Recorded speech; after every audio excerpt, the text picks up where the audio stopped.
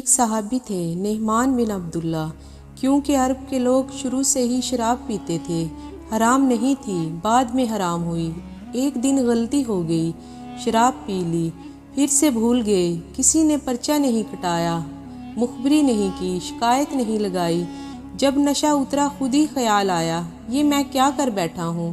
خود احساس ہوا تو دوڑے آئے نبی پاک کی بارگاہ میں اور آ کے ہاتھ باندھے، یا رسول اللہ مجھے پاک کر دیں، اور روتے جا رہے تھے۔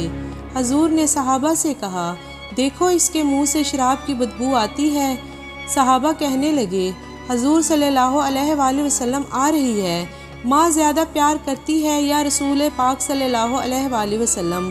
باپ زیادہ پیار کرتا ہے یا رسول پاک صلی اللہ علیہ وآلہ وسلم؟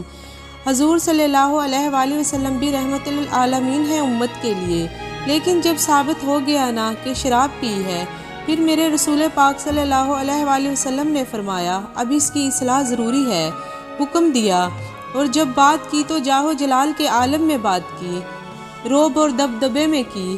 فرمایا لے جاؤ، باہر ستون سے باندھ دو، کوڑے مارو۔ حضرت ابو ہریرہ رضی اللہ تعالیٰ عنہ کہتے ہیں اسے کوڑے لگ رہے تھے۔ میرے نبی پاک اندر بے چینی کے عالم میں ٹہل رہے تھے، کبھی ادھر جاتے کبھی ادھر جاتے، کبھی ادھر آتے کبھی ادھر آتے۔